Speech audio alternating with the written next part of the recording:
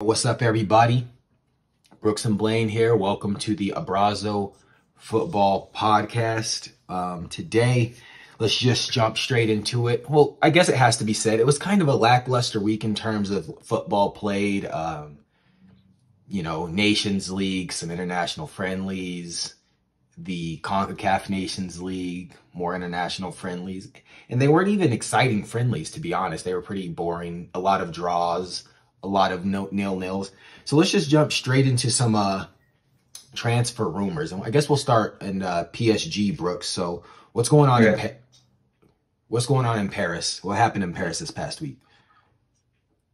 Well, the biggest thing was that everyone on the internet, somehow like Instagram or Twitter catches wind of things way before evidently people's agents catch wind of things. So it's like, the first thing we heard was, even before we heard Poch was out, which we've been saying on this channel for months that he's just not the one and that he's gone after for one season, but was that Zizou was going to take over as PSG coach, which, we did love, and we've also been saying this is what's going to happen for months and months now. But so that was the first thing with PSG, and then it was like, okay, well, Poch is out. Actually, Leandro and Poch were actually rumored to have gone. I think we talked about this like a couple of weeks ago too. So yeah, the latest at PSG is that Zizou's going to come and coach these guys to some 3 Champions Leagues in a row, and Pochettino's out. And Pogba is probably not going there, and I don't even know what else is that. Is that everything? For like PSG, as far as I'm trying to like. What did you say? Is Di Maria out? Di Maria. They just did him wrong. Yeah, I think they got us too late. Yeah, they were like, we're gonna give you a contract. Don't worry, it's on the table. It's coming. It's coming. It's coming. Yeah, just keep playing. It's coming. It's fine. Don't worry. Like it's coming. And then season ends. They're like, oh yeah, you're out. You got to find somewhere new to go. The scapegoat once again. Once again. This dude is the same man who literally won La Decima for Madrid. He was the one. And then, I don't know, like then Madrid was like, yes. They're like, you're not pretty enough. But this, I don't get it. Like, I don't know. I mean, people love him in the locker room. He's a hard worker. He's not like stirring up controversy, not sleeping with other people's wives. Like this dude comes and plays with football. He gets a bunch of assists. He gets goals. He wins games. I mean, he's really an important player. So I don't know. I really don't know. I think that even like just for locker room's sake, it's a good guy to have in there. But yeah, what do I know?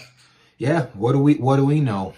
Got to get Di Maria. I feel even if I don't know who they're bringing in to replace Di Maria, because at this point, PSG in terms of like making signings, I mean they renewed the big man, but I mean who are they going to bring in to replace him?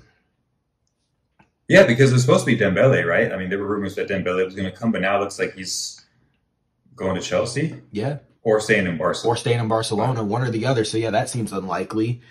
And then a lot of the other players are getting snapped up. I mean, realistically, if we're talking, like, realistic scenarios that they could do if they wanted to, like, they could go get a couple Brazilian options. They love to sign a Brazilian in Paris. They could go get Richarlison from Everton, because that's not working out. If they wanted to, I mean, let's just be honest. We're here to talk about it. Raheem Sterling could go there. Apparently, Man City are fine to let him go. Another name that's been out there for like some of the London clubs, but could also easily slot into a South American centric French run PSG would be Gabriel Jesus as another option. Yes. Right? So, I mean, there's options. None of them have really been linked to Paris. Like, most of these players, I feel like, have been linked to the other clubs that are looking for, like, depth on the wings, like Madrid or Barcelona. And the same would go for Bernardo Silva. We'll talk about that later. But, yeah, you don't get rid of Di Maria. I mean, worst case scenario, you got the budget. Just give him a lesser contract and keep him. Like, there's no... Right. And maybe we'll talk about this later. I will never understand. And now we might just make a huge segue. So this kind of to me also feels like, I won't even get into it. I don't know why you would let him go. Just keep him. He's already established. He'd probably accept a 2-year contract extension at 150,000 euros a week, and he would be completely fine. I'm sure. I mean, I don't know if he would, but I feel like he would. If we're thinking realistically, I mean, you get to stay in Paris. Yeah. You're towards the end of your career. You can still contribute at the highest level, but they're not going to make an investment in you like you were a teenager or a guy in their early 20s. Take the 2 years. Yeah. It's a World Cup year. Stay, play, and, do your time. I don't know. I think it's a foolish decision. Yeah, I'm with you. Obviously, I'm like the biggest Di Maria fan ever, but I think that you're totally right. You have the money. What is it going to... You're letting him go for free versus you could sign up to a 2-year contract. Maybe, like you said, 150 a week, 200 a week, I don't know, and then potentially get something for him after, maybe you have an agreement that maybe, he looks for another club within this year and then you recoup some of that back, but you don't need to. Like you're PSG, you have all the money in the world. The one winger that they have oddly been linked with, and I guess it's not oddly just because he has, or he did do so well in the past with, in the French league is Pepe from Arsenal. Oh. It was Pepe from Arsenal. So, okay. I mean, I would love to see this guy be successful, but I don't think anyone saw Bukayo Saka becoming one of the greatest young talents in the world out of nowhere. Boy, blew up. He did. So, yeah, I still think every time Pepe gets on the field, it's it's exciting. Like he still does. I don't know. In my opinion, he's still got it. Maybe just his confidence is shot a bit, but he's got some trickery on the ball. He's super fast. He can finish. I think that with a coach that puts a little bit more care into him. Yeah. I think that he could do well at Paris. Yeah, I agree. I I feel like, so this is, and we'll talk about Darwin Nunez, or however, I hope I'm pronouncing that correctly.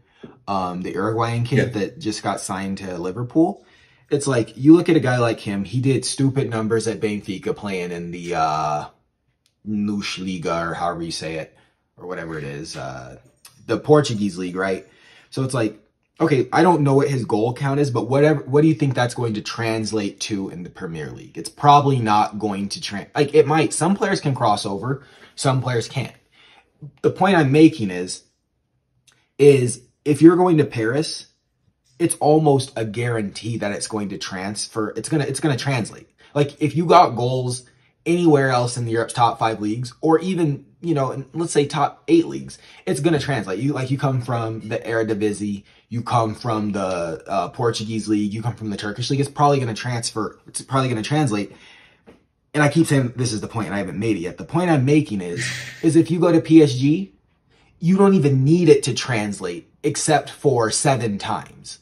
Or maybe because your goal is to win the Champions League. So you only need one of these other guys to ball out on a Tuesday or a Wednesday night 6 to 7 or 5 to 6 times and then get you to a final. That's the point. The point I'm making, I don't know. I don't even know where I was going with that. I completely lost my train of thought. No, you're totally right. Basically, all like, for example, a Pepe. Pepe, exactly, yeah. Is have a crazy game a couple times a month, maybe once a month. I mean, I don't know. But the other thing with Pepe and with, I guess, more with PSG is that Pepe can do his trickery on the wings, and you've got everyone. Well, he'd be on the opposite wing of Mbappe, but then you've got everyone else in the middle / left with Mbappe, like bringing the heat game in and game out. Yeah. So you kind of think like defensively that they're always going to be focusing on like a little bit in the middle and a lot on the left with Mbappe. But when you bring in someone that can do what Mbappe can do, what Pepe can do, even if it is once every couple of weeks or whatever, and it's in Champions League, like it's fine. Yeah, I agree. Yeah, we're on the exact same page there, because I mean, you're gonna win Ligue 1 no matter what. And you've seen him, like you've seen Pepe have these flashes of brilliance, and it's like you don't need the consistency. And like when people talk about consistency, like I think it's like more of a mental thing. It's like it's not that Pepe can't do this or won't do this. He's just hasn't done it, and probably maybe he just doesn't have the energy or doesn't care to do it because he's like, it doesn't matter. Like I don't feel it, but it's like you see teams like what was it? I don't even remember. Sheriff, the team that beat Real Madrid a few times. It's like in a Champions League game, like they showed up. Like players will show up for the or like knockout club cup finals. Like clubs show up to games like that. And Pepe could easily show up for Paris And like you put, especially you put him on a contract where it's like, what do you call them? Like bonuses, like performance bonuses. Like you get this many assists, or you can dribble by this many people. It's like, okay, like there's an incentive. Like it's almost like, I think it's a sure shot. Anyway, back now, and hopefully there won't be any more interruptions. So Brooks, let's wrap up our PSG talks and speak on the current state of affairs concerning management of the first team football squad. Punch. Just call him Punch. He's out. What can you tell us? He's out. What's the deal? Should have been out. It's been coming. He's won what? Well, first off, can we say he has been successful?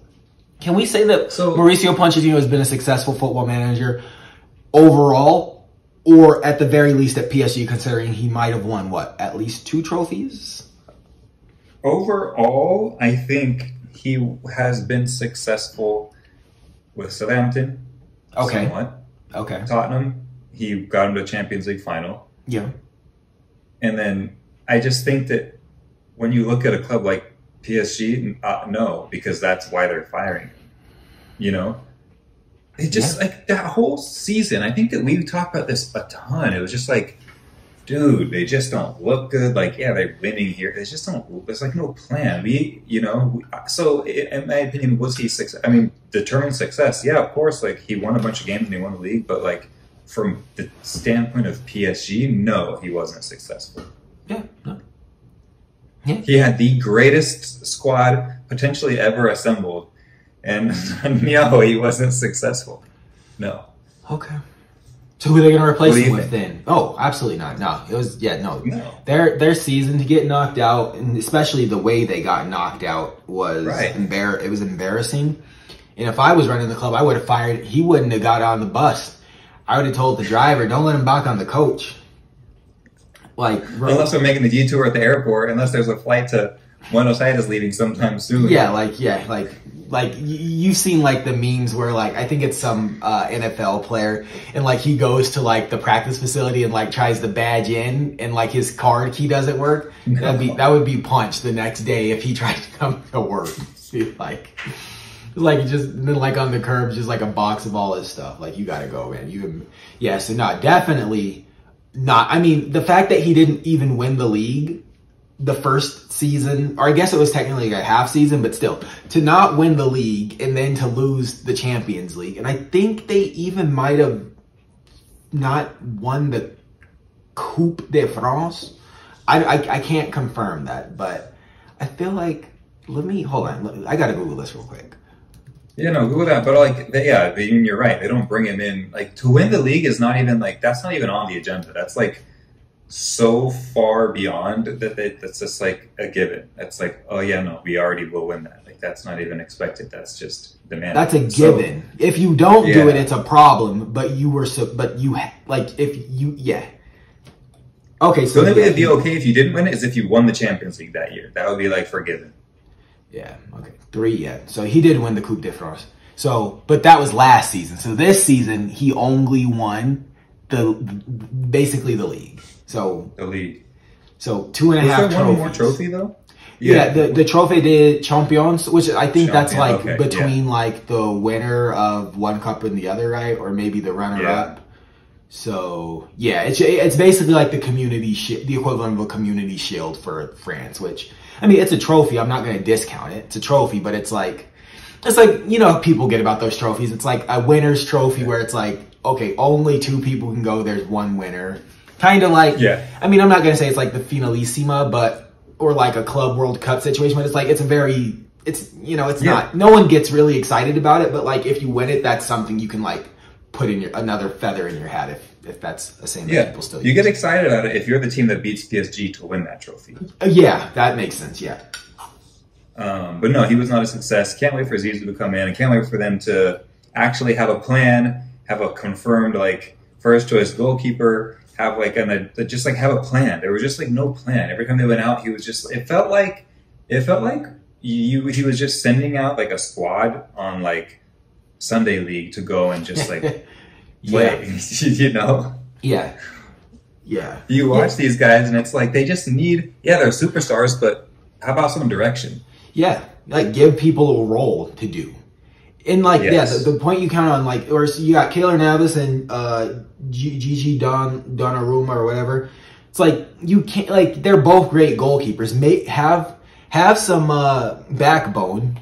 Pick your first string goalkeeper and let the other guy know, okay, you're playing in cups and tournaments and you're playing in the league. And if one of them doesn't like it, which that's their prerogative, like, you don't have to accept being the second string goalkeeper. That's fine. We can find a new home for you, you know? Yeah. And these are all conversations. And that just speaks at a higher level to, like, the train wreck that PSG has kind of been when they're signing, like Sergio Ramos, Gigi, Hakimi, like the sun, like their Galactico summer, but half of them are over the age of 28. It's like, you gotta have, like, are you explaining, like, are you telling Donnarumma, like, okay, you're coming in, but the expectation is you're going to be next up. Like, you're going to kind of wait in the wings until Keylor Navas is done. Because, like, truth be told, he's done no wrong.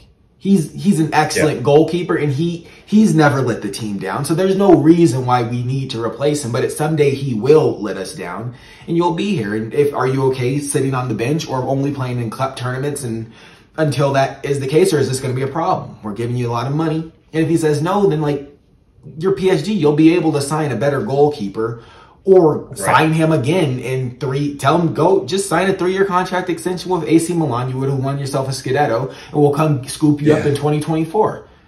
And that's it. Like, I don't know. I feel like running a football club, and maybe it sounds easy for us, you know, in our, you know, in the comfort of our homes.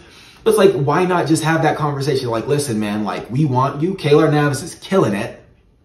And I'm not scapegoating the goalkeepers here. This is just, like, to illustrate the point that we're making, that Pochettino can't manage. When PSG we're running a circus, it's just like, hey, man, like, okay, we can negotiate with you right now because you're letting your contract run down. I'm going to be honest with you. Just stay at AC Milan another 3 years, you know? Yeah. Problem or even on the other end of it, yeah, you could even just be like, yo, so you'll be the first choice goalkeeper in, you know, the league, but then obviously Keylor Navas has won, what, two Champions Leagues? At He's least. been the keeper for at least two, right? So at least. I feel like you know, if you just explain like that, like, yo, like, you're obviously the king currently of Champions League, so, like, we want to keep you, you know, as a keeper in our Champions League or, you know, competitions, whatever, blah, blah, blah, blah. Like, explain that to them. They should be fine with it if you know how to manage. If not, then yeah, like, okay, cool. We'll keep looking for someone else. Yeah. Easy. But, like, let them know. Set that expectation, which he didn't do. Yeah. And then there's confusion and inconsistencies and what have you. Alrighty. Okay. Moving on to Manchester City. During the international break, Bernardo Silva was interviewed on his position, or I guess his status as a City player, and he said the following.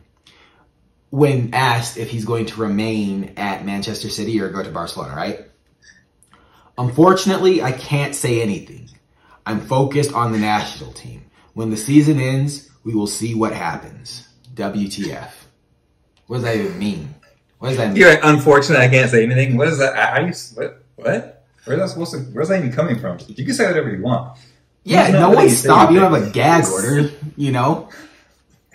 It's like, did you sign, what do they call them, a non-disclosure agreement with Pep Guardiola that you can't tell anybody where you want to play after, you know, the international break is over? So first of all, yeah, Barcelona, an amazing city. Weather is amazing. You got the beach, you got the mountains, the weather's awesome. It's a very historic, storied club, whatever. Manchester's weather is obviously not great. You know, obviously Spain is right next to Portugal, where he's from. But the thing that's just baffling to me is how Barcelona, in $1 billion or $1 trillion of debt, can continually be leaked, or, like, can continually be talked about with these high-profile names. And also, not only that, but, like, these guys are still like, yeah, I'll go there. Like, that just speaks to how powerful of a name is strong, man. FC Barcelona. Exactly, the badge is strong. Mais que un club. That name hold weight. Let me make a prediction real quick. Okay. Either Monday or Tuesday, La Liga president Javier Tebas is going to announce publicly that Barcelona indeed cannot afford Bernardo Silva. Tell me I'm lying. Tell me I'm lying. No, you're right. He's going to come and say some nonsense like that. That's absolutely true. He's going to be like, if Bernardo Silva wants to come and play in the Spanish league, his best options would be to play for one of the Madrid clubs. Barcelona's broke. Specifically, a club by the name of Real Madrid. Yeah, exactly. He'll be wearing like all white when he says it. Oh, that's yeah. It's mind blowing. Do you think he's going to leave City and go to Barcelona? Well, bro, I feel like every offseason there's this thing like Bernardo Silva, like 2-3 seasons ago, player of the season. Is he going to leave? Yeah, I'm going to leave. I want to be more important. You're in a team of all-stars. Get over it. Then the next season, he doesn't play well. They keep him. This season, he played great again. Now he's talking about leaving. I don't think he's going to leave. I don't understand what. My gut tells me he's not going to leave. 1, Barcelona can't afford him. 2, if we're being realistic, not a whole lot of clubs can afford him. And if you can afford him, you're probably going to go for somebody else because the amount of money that Manchester City is going to stick you for to get Bernardo. I mean, he ain't cheap. He's Bernardo Silva is like a top 20 player, if not top 15. Yeah. So, little Portuguese especially man. This year. Yeah, little Portuguese man, when he wants to ball, he can ball. So, yeah. What about you? What are your thoughts? What do you think? I mean, I think that it's a position that Barcelona would definitely benefit from, especially if rumors are true and Frankie de Jong is going to leave. That's a Barcelona player right there, obviously. I mean, it's almost like Barcelona just need to see who Pep has and how they play in Pep's system and be like, okay, cool, they'll fit well here. But it's just really hard to leave like the third greatest team in the world who has unlimited amounts of resources and money to go to a club where, I mean, obviously, like you said, the badge carries weight, but man, they're still asking more players to take cuts. Sergio Roberto signed another extension, but he took another pay cut. So it's just scary stuff to be a part of, but I don't know, because they're owned. I don't know. It's hard to see someone. It's not even hard. It's just like mind blowing to see that people are still being linked to the club and still like interested in going when they know. Entertaining. So it's like, they can't pay you. Yeah. Like give it 2 seasons, then you too will be asked to get a pay cut.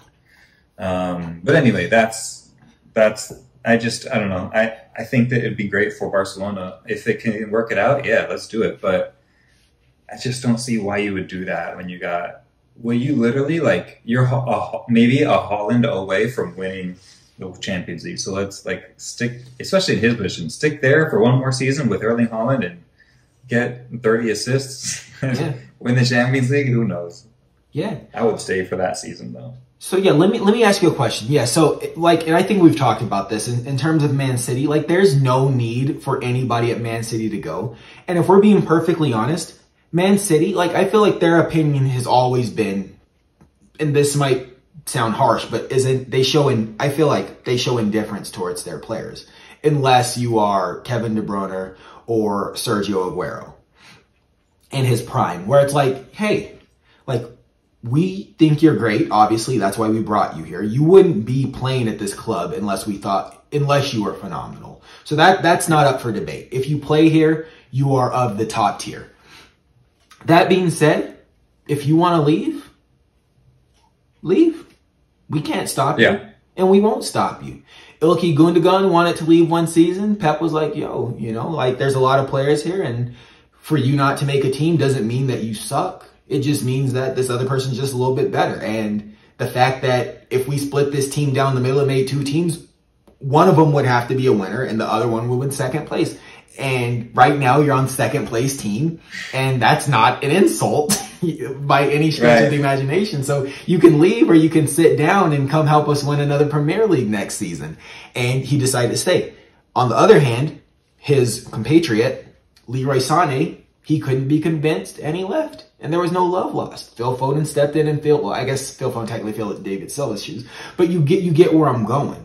You get where I'm going. You can leave or you can stay. We're going to be fine regardless, and you're better. But the truth is, you're better off staying. So why would you go? Because they're not asking you to leave. Yeah. Like, they're not saying Raheem Sterling. Like, they're like, if you want to go, you can go.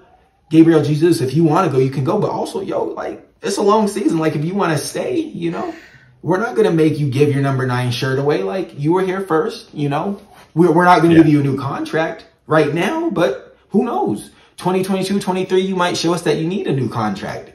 So, balls in your court, you know, that's all I got. I don't know. That's all I want. Do you have anything to say about that? Yeah, just that you're totally right. I think that, first of all, speaking of like top tier clubs and ambitions and money, so like we talk a lot about Manchester City and PSG. Like, the difference is that Manchester City knows how to run a football club. PSG, they're trying to run like a fashion club. But so yeah, Manchester City is like, all right, cool. Like, I think that they do value their players and they do show them that, even to the sense of like they're okay to lose them for free. Kun Aguero, Vincent Kompany, who retired, but Silva. I think that Silva, yeah. So, you know, even you saw with Jesus Navas, like, this dude just wasn't comfortable in City. He had, you know, issues leaving his family. He had separation anxiety, which it seems like they have more of a human element to them, which is an odd thing to say about a club with, you know, hundreds of billions of dollars. But it seems like they value, you know, the person more than like a PSG does, or a lot of clubs out there. So yeah, I think that it's probably, if I was like a top tier player, I think that I would love to be there. They let you do what you want. It's like, if you're playing well, amazing. Keep doing this and you'll keep getting your game time. If you're not, or if you want to leave, okay, great. Like, it's ultimately your decision. You know what you're missing out on here, because we've built such an incredible squad, club in general. So like, you know, like you said, the ball is in your court. We're here to support you either way. But it's like, we're not going to like sit here in tears if you decide to leave. We'll just find someone better than you. No offense. It's like, I feel like for as many big clubs that are toxic, like Barcelona might be the most toxic club in that regard. The way Bayern Munich are handling the Robert Lewandowski situation appears to be extremely toxic. Okay. Yeah. Like, we're in the shadows. We're trying to get this other guy, and, you know, to the point where you don't even want to come back to Bavaria. I feel like Manchester City, they're like, for example, like, if you've ever like seen this, it's like, man, if you leave me, you'll never do better. Like, you better not go anywhere else. You can never do better, blah, blah, blah. And Man City's just like, man, you know what? Like, we think we got a really good thing going on over here. And we're not going to let you leave for free. Like, if someone else wants you, like, they're going to pay us a fair price. And we're going to sincerely wish you the best. And we're going to go find somebody that's as good as you. And we're not going to slander you. If you're not performing well, Jack Grealish, we're not going to run your name through the mud. We're not going to humiliate you. We're not going to disparage you when we find video of you stumbling or being denied entry into a pub because you're drunk as a skunk. We're gonna make jokes about it, and we're gonna protect our players for better or for worse, almost blindly. And like, I see that kind of stuff, and I'm like, part of me, I'm like, that hurts, because like, so many clubs are just like, yeah, that player made the wrong decision and they're gonna be punished for it. It's like, nah, it's fine. Like, I don't know. It's just like, I'm not a Man City fan, but like, I respect the way that they treat, at least the appearance of the way they treat their players. Like, who knows what goes on behind closed doors, but publicly, at least the way the perception is, they treat their players well, and they don't, you know, disparage them or anything. My AirPod just died. Oh well. Turn this down a little bit. I'm with you. They're great. I think they're treating their players with respect. I mean, as far as we can see. But yeah, what's next up? Okay. So the last thing that I wanted to talk about was so the kid, and we might have briefly spoken on this earlier. Darwin Núñez is going to Liverpool, obviously, and then the thought is that he's going to replace Sadio Mane's slot. So this is the question I wanted for you. So it's been confirmed somewhere around 100 million euros or something like that. Who knows if it's like 60 up front, 40 in add-ons, bonuses. But the total figure is right around 100. All right. My question for you is, okay, so earlier in the season, we got Salah, we got Mane. Liverpool is saying we cannot afford to extend. Well, basically, they told Salah, we can't afford to give you what you want, which might have been around 400K. And they're telling Mane, like, basically, don't even look at us. We can't afford Salah, we can't afford you, so you can just go. Like, you can just go out the door right there. So in the same breath that they're telling these two elite level players that they can't afford them, they're going to spend 100 million on this, you know, attacking player, amazing attacking player from Benfica. But how does that make you feel if you're Mohamed Salah or Sadio Mane? Like, you're like, yeah. I wanted, you know, less than, like I wanted a contract that was worth less than 50 million over the course of 3 seasons. You're telling me that and I guess, the question is, would you rather let those optics go out and gamble on a guy that hasn't been proven in the Premier League versus keeping 2 guys who have objectively gotten you the most success you've had in the last 20 years for another 2 or 3 seasons? Which one seems like the better option? I'm struggling to make the decision. Well, yeah. So, I mean, both of those players are 30, right? I mean, Salah is 30 in 2 days. Sadio Mane is 30. Yeah. But obviously, they're both extremely well proven in probably the most difficult division in the world. So, yeah, I mean, it's difficult because they've brought them the first ever Premier League. They won another Champions League. And it's not like Sadio Mane wasn't expensive. I think they cost him like 24 or 30 million. It was like a 25 to 30 million transfer from Southampton. Like, that's exactly what Bayern are offering, is like 30 million. They're like, no. Like, this is what you paid for him. I get that I don't know, he's like, his contract has run down. He's 30. He doesn't have a ton of life left in him as far as like the football goes. I think that German league would fit him really well. Like, I mean, this is just a good example of, I think, what we just talked about, City versus like these other clubs. Like, you're not going to let this dude go for you, and obviously you're still coming out on top. They're offering you 30 million for a 30-year-old who won you the league, won you Champions League. You're saying no for what? He has 1 year left on the contract. How much more are you trying to allow for? 40, 50, 35? I think 40 is the number they want. So 10 million off. I mean, I do think that, yeah, with his pedigree, he's worth what they're asking. But at the same time, like, both of these clubs are kind of, I don't know, losing my faith of it. But Darwin Núñez, 1 season is kind of all he's done, which has been an incredible season this season. Like, the season before, it was like not great. This season really was an incredible season. Like, there's a reason he's been linked to everyone. There's a reason that Benfica's wanting 100+ million for this guy. In like 2 or 3 months, or even in February, like, he was rumored to go to Arsenal for like half of that. So he's, if he can, obviously he can replicate this form, 100 million seems like fine. But it's been 1 season. Even like, I have a friend who just came and visited from Portugal. She was a huge Benfica fan. She's like, he's great. Like, obviously we're going to lose him, but if we can get 100 million for him, like, that's really good business. Yeah, he's a hero now. He was a hero before the transfer. You get 100 million. He'll get the key to He'll get the key to Lisbon. Yeah, key to the city. Yeah, but as far as like what Liverpool are doing to both of their like star players is trashy. It just doesn't leave a good taste in your mouth. It's like, yo, like, honestly, I get that they're 30, but either gives one of the two what they want. Like, I don't know. It's just, it's hard because on our end, I feel like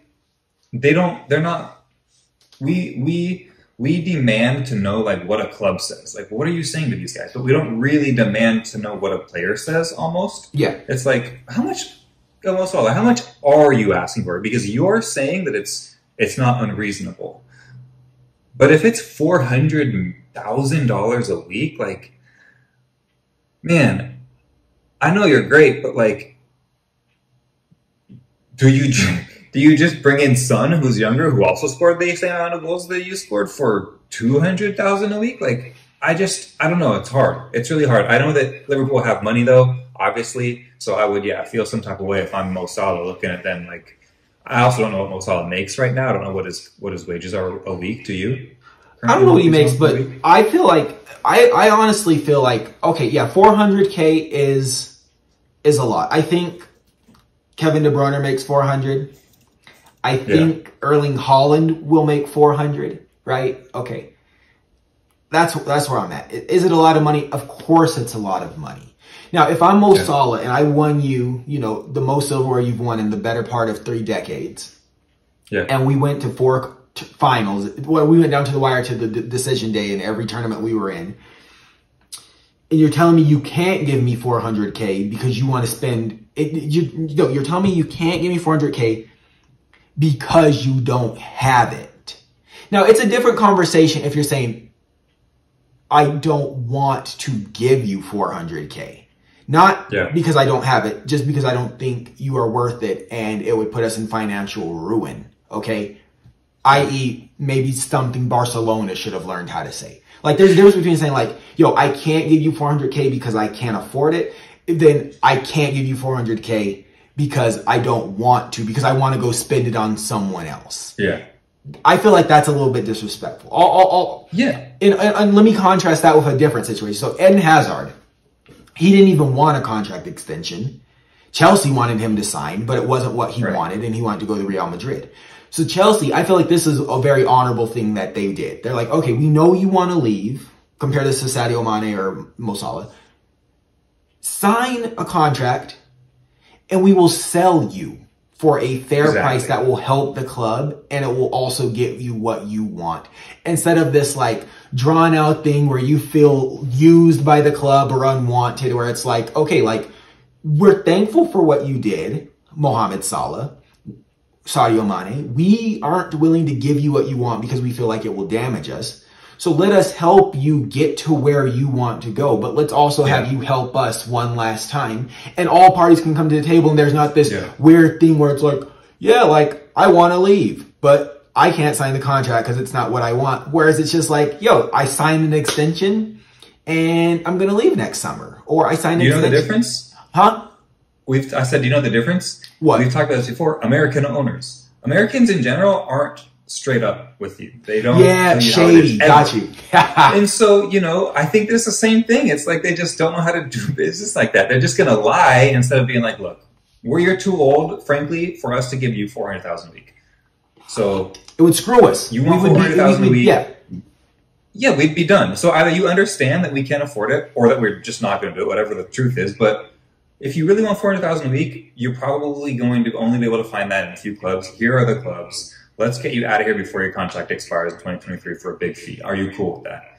No, I really want to be a Liverpool player. Okay, well, we take $300,000 a week? Because I looked it up. He's currently on $225 a week. He came to Liverpool. His first weekly salary in 2018 was $120. 2019, $200. $200, all the way to 2022, which is now $225 a week. So underpaid. What? Underpaid. Well, let's just contrast that with what he was making in Roma. Yo, he was. I'm saying the man's been underpaid his whole career. $225. Yeah, I mean, but who's worth $400? Do you think Mo Salah is worth, as 30 years old? Do you think he's worth $400,000 a week? How much more time, I guess, do you think he has scoring 20? Put him on a 2-year contract for $400K. I have no problem with that. If I ran Liverpool, I mean, would you give it to Salah or Sane? I guess also is my 2 questions. Is he worth $200,000 or $400,000 a week? And if someone is of the two, who is it in your opinion? Who do I keep in the club? Yeah, that would be a hard decision for me to make. If I was in charge and I could only pay, they both want $400K and I can only afford to pay one of them, I'd bring them both into the room together. None of this, like, let me see what we can do over here. I got 2 guys in the room. No, we're bringing them in. Listen, guys, I'm going to be honest. Keep both of you on the wage you're at right now, and I could extend both of you until 2025. Or I can keep one of you and you'll absorb that other person's salary so the club can move forward. So, that being said, one of you can stay, one of you has to go. Do either of you have ambitions to play in another league and prove yourselves? And if they couldn't figure it out for themselves, between the two of them, I don't know how you would make that decision. Because as far as I'm concerned, they're both invaluable to the club. Like you can't. I feel like Next season, my prediction is Liverpool will not be in the same position they are, only relying on one of them. Let me just tell you this one thing, because I'm a huge Sadio Mane fan. Ever since, like, I've only started watching him since he was playing at Southampton, but he tears everyone up. And I feel like anyway, guess how much he makes a week? 160. 100. Alex Oxlade-Chamberlain makes more than him per week. Naby Keita, Jordan Henderson, Alisson Becker, Fabinho, Roberto his agent should be arrested. I would be fine to be like, look, we'll triple your weekly wages. We'll give you $300,000 a week. Like, this dude is worth it. No brainer. No brainer. No brainer. So I just feel like, I mean, I think that we should do like in the future a podcast on like, should soccer have like a salary cap or whatever, like they do in America? Oh, bless you. Allergies hit you. But I don't know. It's just interesting. He makes the same amount of money as Joel Matip. That's stupid. Sadio Mane's been getting it done since, and again, no offense to Mo Salah, but he really hasn't been incredible until he came to Liverpool. He was good at Roma the last like season or whatever, but like he was kind of a flop at Chelsea. Obviously, you know, kind of him. He was a flop. He wasn't a flop in Germany. Also, he played in Germany for a little bit. He just really, FC Basel. Well, that's right. Basel, it was Basel, right. Yeah, where he showed promise, the potential. He was a young buck at the time. So the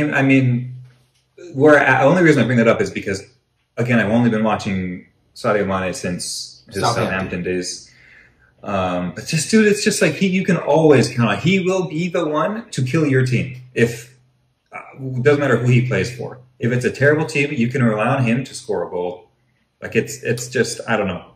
He's always been like killer instinct in my opinion. I mean, if it came down to something, you just got to look at so you got two big men. You got it comes down to the head to head. You got to look at the AFCON final and you got to look at the AFCON World Cup qualifiers, right? There were two teams that were fighting for those positions, and who came out on top in both? Yeah. It's sad when you got to do that kind of stuff. You know, you got to pit teammates against each other. There's only one winner. Yeah. I mean, listen, like I don't feel, let me not say that I feel bad for Liverpool because I don't. Because the highest weekly wages is Virgil at 220. So they're literally basically going to be they're going to be they basically, I guess they want two of their star players want to be making more than twice the amount of everyone else on the team. Yeah. Which is hard. I mean, you're basically two players are getting $1 million a week. Is that what Sadio Mane wants too? They both want around 400,000. I don't even think I don't think Mane just wants to go and play in Bayern. I feel like I feel like Sadio Mane's predicament was like we should have figured this out a long time ago. He's kind of like on the Robert Lewandowski minus airing out his grievances. Like I didn't know he was making like poverty wages, but it's like you know what like. I'm making poverty wages. I speak German. We've come as far as we can go. I'm not going to like create this huge PR thing. I'm just going to tell you after the you know, the competition's over where I'm going to go. We didn't win the Champions League. Yeah. All right. I want to go to Bayern Munich. That's it. I'm not going to put up a fight. Let him go. Let him go. Like, please, at whatever, because I feel like people take advantage of him. He's such like a good person. He spends his money on his people of his country, on getting them hospitals and schools and water. Like people are just like, oh, he'll play for nearly nothing. Yeah. No, don't do this to him. Let him go. Pay the man. It's just like good karma. He's a good person. Like Thiago, who's been hurt half the season, makes twice the amount of money as he does. Bro, and I mean, I love Thiago. Yeah, same. I have no issue. But the thing is though, I just don't understand. Like, I mean, I understand it. I just don't understand how agents let their players get into these types of contracts. You're right. Yeah. Where it's like, okay, like, I'm not signing. Like, I mean, it's weird though, because it's like you got to back yourself. Like, I guess, like you said, like there's a reason you came and got me. You got me for a fair price. Somewhere along the line, you said Mo Salah's salary went from whatever to the 200 mark. But Sadio 200 now 225, yeah. But Mane didn't. But you know, so part of me is like, is like if you're allowing yourself to be taken advantage of, like where was your agent? Like where was your agent 2 seasons ago when you won? Like after you won the Premier League, where was the agent to say, okay, it's time to renegotiate, or we're going, or that's the time where it's like we're going to start looking for a better situation because like our stock has never been more valuable than it will be right now. He would have been 28, 27 or 28, just won a Premier League. Was that in 2019, 2020, right? Yeah. The prolonged COVID season. Yeah. You know, I guess to take COVID was also a thing, but you know, football didn't really slow up. Like people were still spending money. He could have went out. I don't know. Yeah. There's no reason that Bobby Firmino is making more than Sadio Mane. Yeah. No, like, sorry, dude, but like this guy is way more worth it. Like there's two. Like you look at the team and there's 4 people. Like there's 4 people in Liverpool that you can't do without: Mo Salah, Sadio Mane, Van Dijk, and Alisson Becker. Yeah. Those are like you could build a championship squad off those 4 players across any of the top 4 leagues.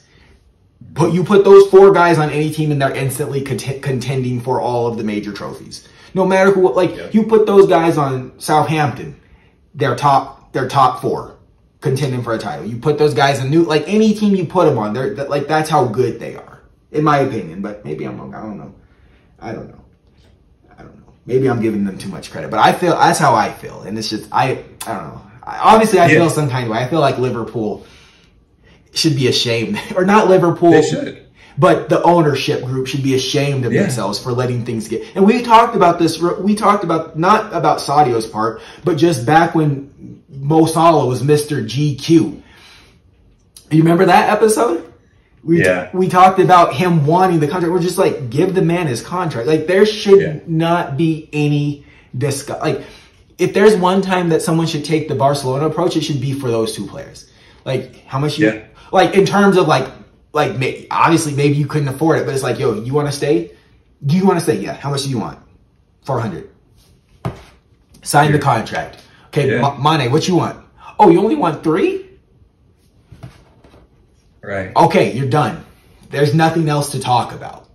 There's nothing that, like, this shouldn't even be a conversation people are having. Unless you want to leave, at which point we will happily facilitate you a way out and thank you for your services. And that's all I got. That's all I got. Should be happening. Yeah. If they can't budge for Mo Salah, like, do something for the other one then. Do something for Sadio Mane. What you're doing right now is unreasonable all across the board. Because Sadio Mane. Because the thing is, like, there's no, so like, people think like Salah said he's staying. That doesn't mean the situation's resolved. He's just telling them that he's not going to budge. All he's saying is like, I'm not signing a new contract. He's just I'm about to leave for free in 12 months is what I'm trying to say. That's all he's saying.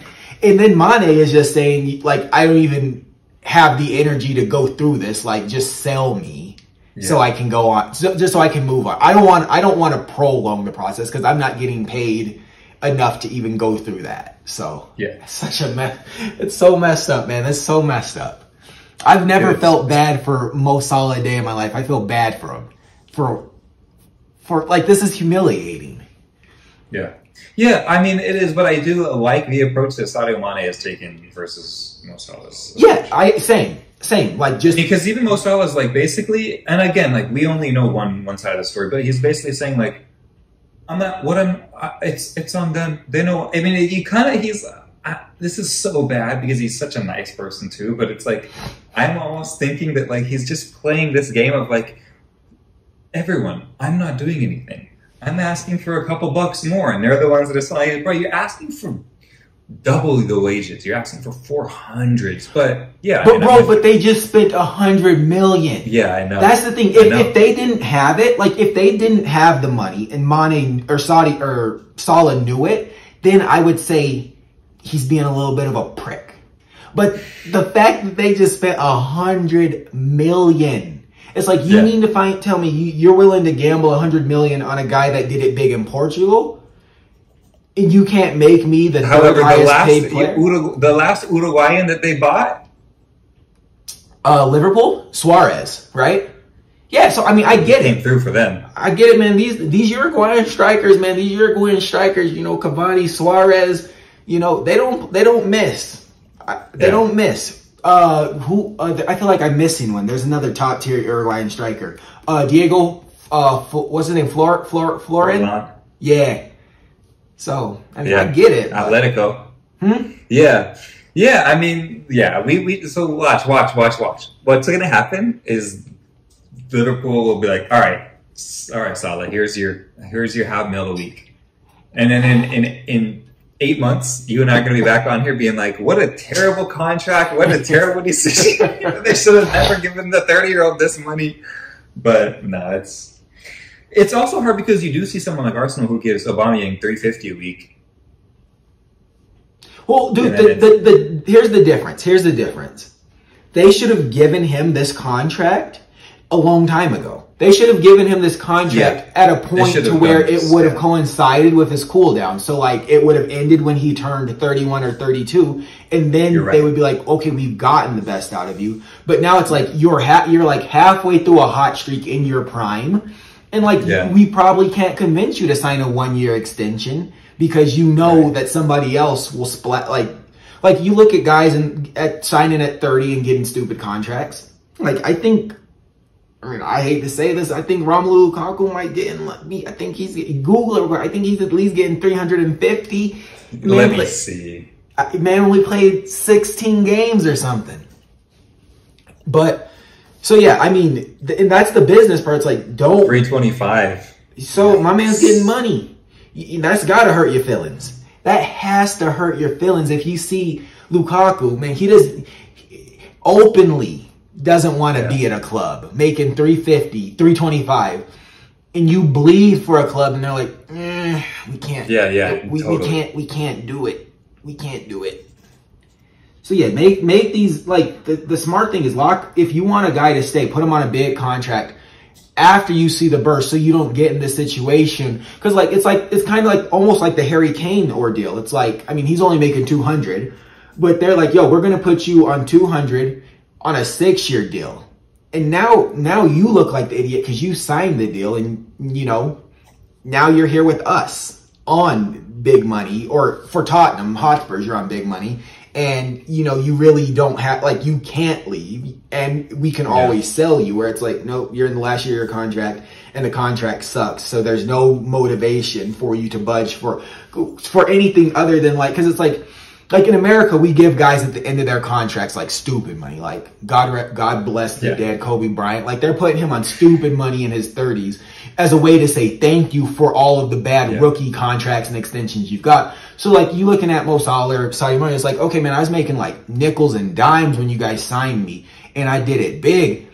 And now I'm at the end of my contract and like, yeah, like I'm not, you know, gonna last as long, but I kind of feel like if I stay with you guys got to pay me also for what I did. So it's better after like 1 or 2 years of doing really good on cheap, you just make that bump and it evens out to where at the end of their contract, they're still locked in, and like there's no real resentment. Whereas like now, like, you know, Mane's a good guy, but you know, he has resentment for the way things are.